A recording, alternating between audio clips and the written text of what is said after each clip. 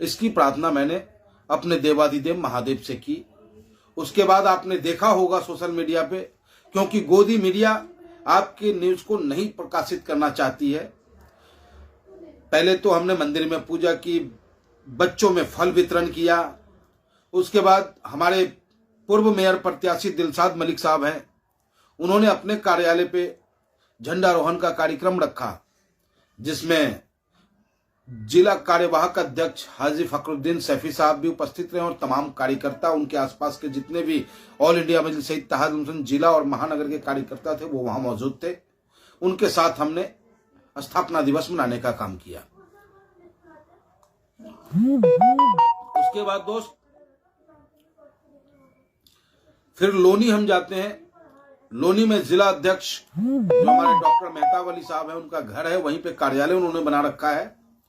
लेकिन गाजियाबाद प्रशासन के द्वारा जिस मुकदमे में वो थे नहीं, उनको सिर्फ संलिप्त कर दिया गया।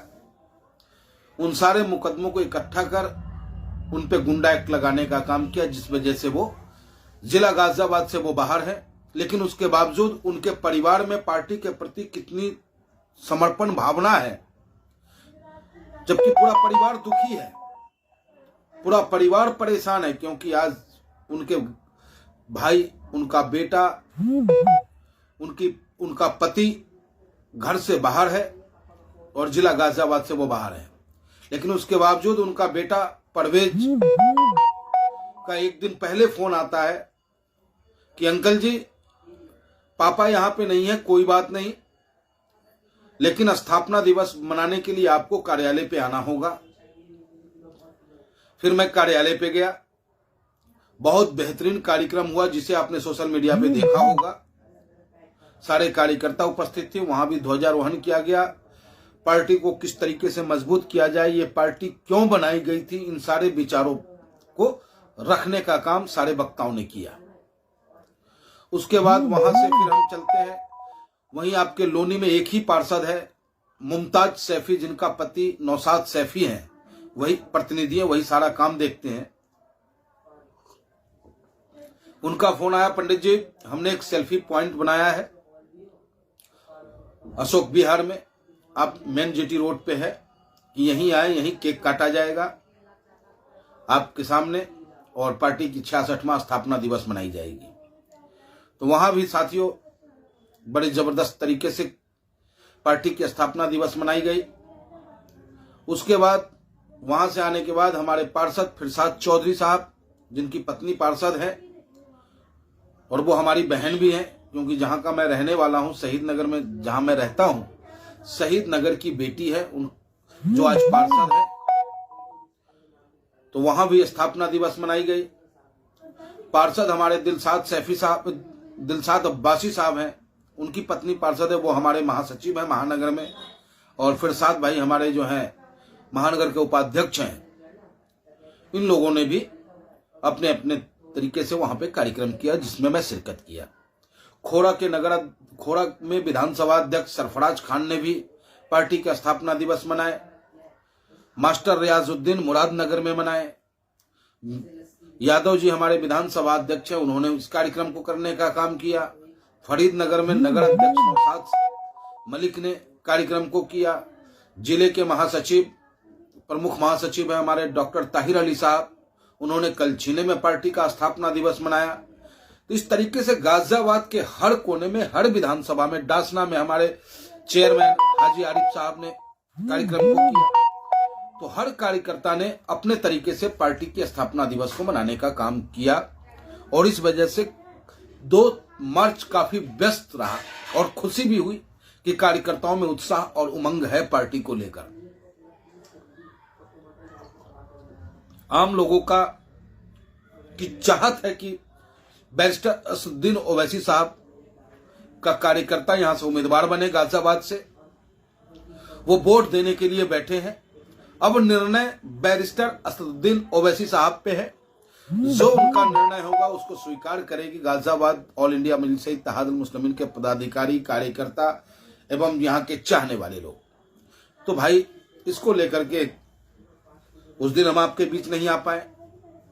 उसके बाद कल का जो कार्यक्रम था वो सामाजिक कार्यक्रम और पारिवारिक कुछ कार्यक्रम थे, इस वजह से मैं व्यस्त रहा और आज लेट आज आपके बीच आया हूं, इसके लिए माफी के साथ आज बात करेंगे। जैसा कि हम कई दिनों से गाजियाबाद के औद्योगिक क्षेत्रों में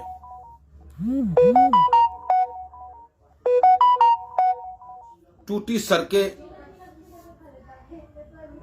बिजली की जर्जर व्यवस्था, नाली और सड़क कहां, इसको ढूंढते रह जाओगे। जहां गड्ढा मुक्त उत्तर प्रदेश की बात होती है, वहां नाली और सड़क कहां है आप ढूंढते रह जाओगे। इन सारी समस्याओं पे मैं लगातार आपके माध्यम से उत्तर प्रदेश के मुख्यमंत्री आदरणीय योगी आदित्यनाथ जी को अवगत कराने का काम करते हैं और ये तभी संभव हो पाएगा जब आप साथी इसे ज्यादा से ज्यादा शेयर करेंगे, ताकि मुख्यमंत्री जी तक ऑल इंडिया मजलिस-ए इत्तेहादुल मुस्लिमीन गाजियाबाद की डिमांड जो मांग है, उस मांग को पहुंचाने में आपका महत्वपूर्ण योगदान होगा। और इससे ठीक है वो व्यापारी हमें वोट दे या ना दे, लेकिन उनके दिलों में ये कसक जरूर उठेगी कि हमारे दर्द की आवाज अगर किसी ने उठाया गाजियाबाद में तो वो है ऑल इंडिया मजलिस-ए इत्तेहादुल मुस्लिमीन। आज कसक उठेगी, कल को फिर उनकी उंगली उठेगी और फिर वो उंगली जाकर के पतंग के बटन वाले सामने बटन पे दबने का काम करेंगे। तो हम काम करते रहेंगे, उनको अपना बनाने का प्रयास निरंतर करते रहना हम ऑल इंडिया मजलिस-ए इत्तेहादुल मुस्लिमीन के सिद्धांतों में है। अरे अपने लिए जिए तो क्या जिए, जीना है तो औरों के लिए जीना है, लड़ना है औरों के लिए लड़ना है, संघर्ष करना है तो औरों के लिए संघर्ष करना है। तो आज जो मैं बात करूंगा आपको, साउथ साइड जीटी रोड औद्योगिक क्षेत्र की हालात खराब, हरित पट्टी नहीं बचे, पेड़ पौधे एक भी नहीं बचे, हरा गाजियाबाद, ग्रीन हमारा गाजियाबाद, ग्रीन गाजियाबाद, क्लीन गाजियाबाद, ये सिर्फ स्लोगनों में ही अच्छा लगता है। हरा ग्रीन गाजियाबाद, क्लीन गाजियाबाद, स्वच्छ गाजियाबाद, लेकिन ये अखबारों में प्रचारों में अच्छा लगता है, लेकिन धरातल पे गाजियाबाद की स्थिति काफी दयनीय है। चाहे वो नगर निगम के द्वारा सफाई कार्य में लापरवाही हो, जीडीए के द्वारा रखरखाव की लापरवाही हो, सीवर चौक हो जाना, नाली सड़कें एक जैसा हो जाना, सड़क किनारे पूरे पड़े रहना, जो कि मैंने एक वीडियो भी आपको कल ही तो मैं डाला आपको वीडियो। मैं जा रहा था तो मेन जीटी रोड पे, आधी रोड पे नगर निगम के कर्मचारियों के द्वारा कूड़ा डाल दिया गया है, लेकिन उसको हटाने की जिम्मेदारी किसी की नहीं है। दिल्ली से जब आप उत्तर प्रदेश में इन करते हो, आपको एहसास हो जाता है कि मैं उत्तर प्रदेश में आ गया, ये योगी बाबा का स्टेट है। इस गंदगी से आपका स्वागत होता है। खैर, तो इसी संबंध में जो साउथ साइड जीटी रोड है, वहां की भी हालत काफी दयनीय है, बहुत बुरा हाल है। मजदूर 25,000 मजदूर लगभग उस गड्ढे में टूटे फूटे सड़कों से नालियों में पांव डालते हुए फैक्ट्री तक पहुंचते हैं। जो उद्यमी है, जो जिनका कारोबार है वहां पे, लगभग कारोबार वहां पे आप मान के चले 500 एकड़ में फैली हुई है। ये औद्योगिक क्षेत्र पर अगर एक नजर डालते हैं आप, तो ये कहते हैं कि 500 एकड़ में साउथ साइड जीटी रोड औद्योगिक क्षेत्र है, जिसमें 750 फैक्ट्रियां कार्यरत है। 750 कल कारखाने इन इंडस्ट्री एरिया में चल रही है, जिसमें 25,000 मजदूर भाई, भारत के निर्माता भाई मेहनत करके देश की आर्थिक स्थिति को मजबूत करने का प्रयास करते हैं और अपने परिवार का भरण पोषण करते हैं। 500 करोड़ रुपए सालाना ये जीएसटी देता है। साउथ साइड टू 500 करोड़ रुपया रोजाना जीएसटी देता है, सोचो आप। और 2 करोड़ रुपया सालाना टैक्स नगर निगम वहां से वसूलती है। लेकिन नाली गंदी है, नगर निगम नहीं सुनेगा। सड़क टूटी हुई है, गाजियाबाद घोटाला विकास प्राधिकरण कोई मतलब नहीं है। बिजली नहीं आती है, हर 2 घंटे पे कट होता है, कोई सुनने वाला नहीं। वाह रे वाह सरकार, वाह रे वाह अधिकारी। माननीय मुख्यमंत्री जी, ये सारी समस्याएं मैंने आपके सामने रखा है और हमें पूर्ण विश्वास है कि हमारे सोशल मीडिया के साथ ही ऑल इंडिया मजलिस-ए-इत्तेहादुल मुस्लिमीन के चाहने वाले दीवाने इतना शेयर करेंगे कि मुख्यमंत्री जी आप तक पहुंच जाएगा और आप इन समस्याओं को ध्यान केंद्रित कर संबंधित विभाग के अधिकारियों को निर्देशित करें, आप त्वरित कार्रवाई करने का आदेश करें आप, जिससे